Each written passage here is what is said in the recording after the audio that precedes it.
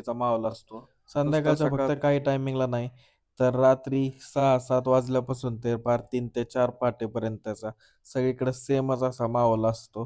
पोलिसांचं टेन्शन नाही का काय नाही. दारू आणि हुक्कावाल्यांसाठी तर एकदम भारी सिस्टीम आहे सगळीकडं. रात्रभर हे खेळ चाललेला असतो. त्यामुळे किती पण वाजता गेलं तरी, किती पण लेट गेलं तरी नाईट लाईफ गोव्याची मस्त आहे. सकाळ-सकाळ पहाटे उठलो आणि रूमच्या बाहेरचं असं हे दृश्य होतं. सकाळ सकाळ पहाटेच काही जण कायाकिंग करायला आले होते.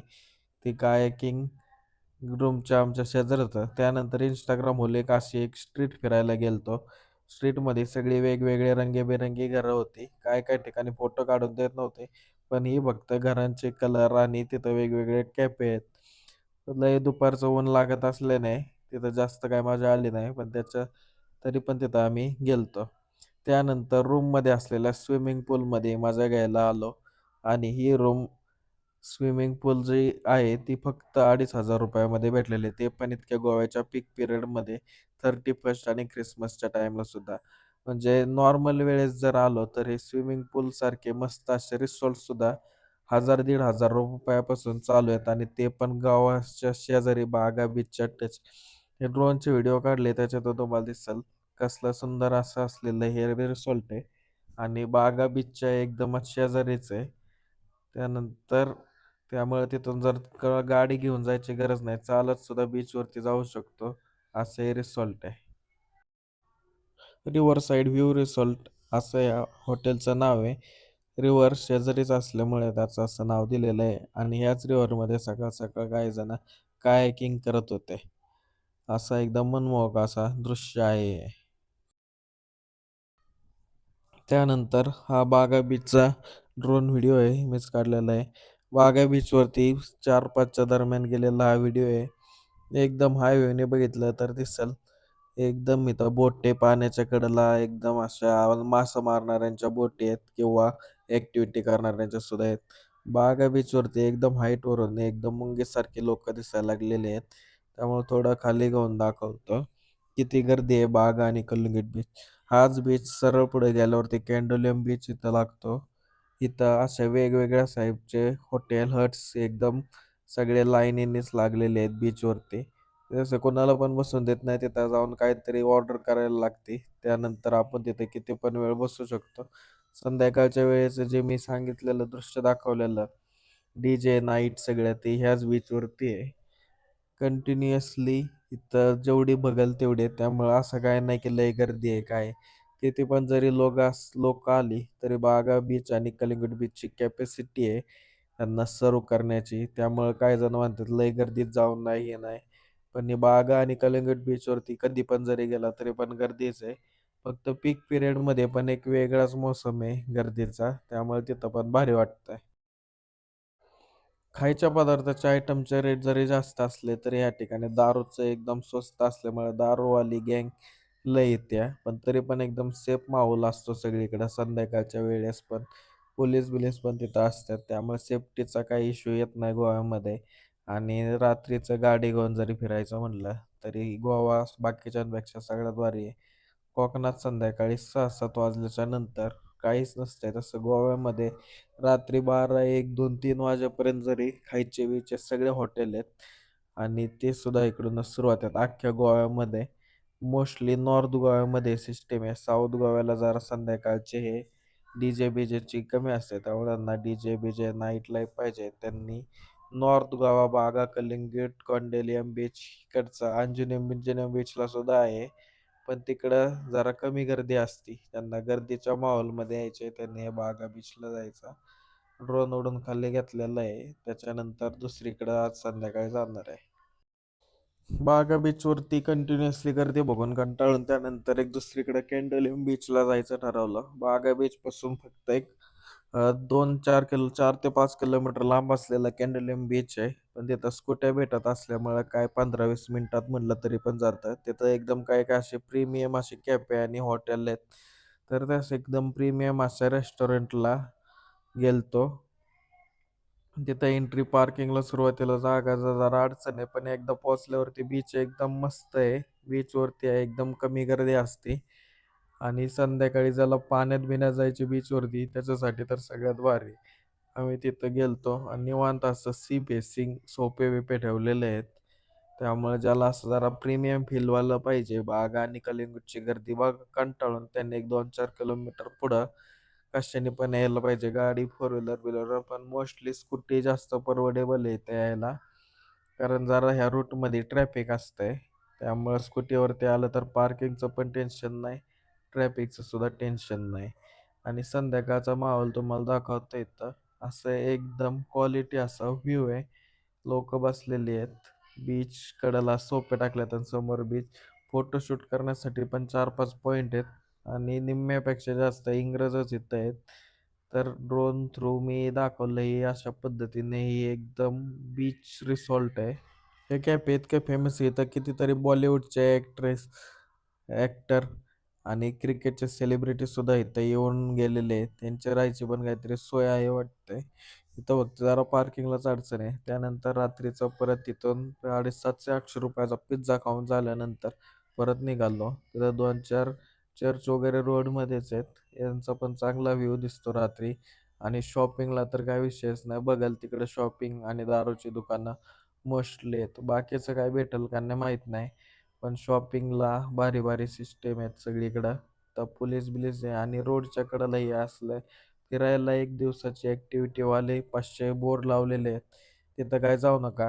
हा कॅन्डोलियम बीचचा सकाळचा नजारा आहे. तिथं कुणीच नव्हतं. फक्त 2-4 लोक आहेत. पण सकाळी एकदम लवकर ज्याला पाण्यात जायचं त्यांनी लय टाइम वेस्ट न करता सकाळ सकाळ जेवढं लवकर होईल तेवढं लवकर गेलं तर होते. यामुळे रस्ते पण गोव्याचे मस्त नारळाची झाडं बिडं बघायला भेटतील.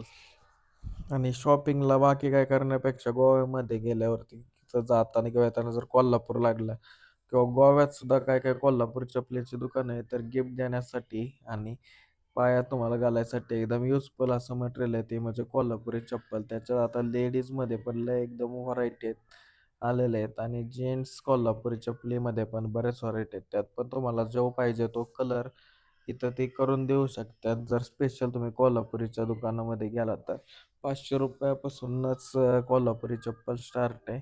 त्याच्यात एकदम व्हरायटी व्हरायटी अशी कोल्हापुरी आहेत. असं करून शॉपिंग कोल्हापुरी चपलीची केली आहे.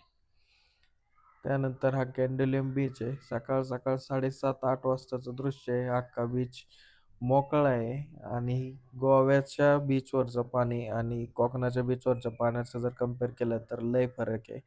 आणि तांबडा पांढरा रस्सा गोव्याला कोल्हापूरवरून पोचल्यावरती मिळतो. सगळ्यात आधी एक चांगलं रेस्टॉरंट शोधून फिश थाळ्या मागवल्या. बांगडा आणि सुरमई थाळी ट्राय केली. त्यात एक शिंपल्याची भाजी पण आलती, ती मी फर्स्ट टाइमच ट्राय केली. ती जास्त महाग पण नव्हतं. त्यानंतर बुक केलेल्या हॉटेलवरती गेलतो. 4-5 दिवस यायच्या आधीच हॉटेल बुक केलं फक्त 2,500 रुपयामध्ये वन नाईटसाठी एकदम मस्त अशी रूम मला भेटलेली. त्यानंतर सकाळचा नाश्ता करून इंस्टाग्राम होलिक अशी एक स्ट्रीट आहे पण जित्ती बघायला गेलतो. त्याचे लय फोटो आणि रील्स आले होते. पण दुपारचं गेल्यामुळं लयच ऊन लागलं आणि इतकं काय भारी वाटलं नाही. पण तिथे वेगवेगळे कॅफे आहेत. जर कॅफे ट्राय करणार असताल काय खायला तरच तिकडे गेलेलं चांगलं आहे, नाहीतर ते लांब जाऊन काय इतका फायदा होत नाही आहे. रात्रीचं बागा बीचला गेलतो. तिथं लाईनमध्येच असे रेस्टॉरंट आहेत. सगळ्याच्या बाहेर डीजे लावलेले आहेत आणि भारीतली असे लाईटिंग केलेली आहेत. 1-2 किलोमीटर पार कलिंगूट बीचपर्यंत सगळीकडं असंच आहे. त्यामुळे कधी पण आणि कुठं पण त्या बीचवरती गेलं तरी तुम्हाला सेम माहोल भेटणार आहे. तिथं खायला चांगलं नाही पण स्टार्टर चांगले आहेत. दुसऱ्या दिवशी सकाळ सकाळ लवकर उठून आम्ही कॉन्डोलियम बीचला गेलो. ज्यांना पाण्यात जायचे, समुद्रात जायचे त्यांनी बागा आणि कलिंगड बीचला अजिबात जाऊ नका. त्याच्याऐवजी या कॅन्डोलियम बीचला या. हे 2-3च किलोमीटर लांब आहे बागा आणि कलिंगड बीच पासून. पण एकदम स्वच्छ आणि एकदम कमी क्राऊड असलेला बीच आहे. दुसऱ्या संध्याकाळी पार्टीवाल्या ठिकाणी न जाताच इव्हिनिंग पासूनच एक शांत असा कॅफेमध्ये गेलतो. तिथं एकदम मस्त असा माहोल आहे. जोरात डिझाईन एकदम शांत आवाजामध्ये बीच व्ह्यू सिटिंग आहे आणि एकदम मस्त तिथं फूड पण आहे. जरा महाग आहे. 700-800 रुपयाला हा पिझ्झा आहे. 250 रुपयाला कोल्ड कॉफी. पण एक दिवस एकदम वर्थ इट आहे. एकदम मस्त आणि शांत असा माहोल आहे. तसंच गोव्यात बऱ्याच ठिकाणी बीच पासून लांब असे काय काय एकदम भारी कॅफे आहेत. बीच वरती जाण्यापेक्षा तिथं पण जाऊ शकता. तसंच गोव्यात तिकडे तिकडे जवळपास जायला स्कूटी एकदम बेस्ट आहे. 300-400 रुपयालाच पर डेने भेटते. फोर व्हीलरला गाडी लावायला बऱ्याच ठिकाणी प्रॉब्लेम आहे. त्यामुळे स्कूटी एकदम मस्त स्कीम आहे. तिथं वन डे ॲक्टिव्हिटीजसाठी बरेच फ्लेक्स आणि बोर्ड असतात आणि बरेच लोक सांगतात तिथं अजिबात जाऊ नका. अख्खा दिवस जातो, एकदम बोर दिवस जातो आणि मधून रिटर्न पण येता येत नाही. आणि गोव्यात सगळ्याच ठिकाणी बघाल त्या ठिकाणी शॉपिंगसाठी लय ऑप्शन आहेत, पण चांगलं काय नाही. त्यात कोल्हापुरी चपलीचं जर दुकान तुम्हाला सापडलं तर तिथून कोल्हापुरी घ्या, एकदम भारी आहे. मी 3-4 कोल्हापुरी घेतल्या सगळ्याला द्यायला आणि मला पण एक घालायला.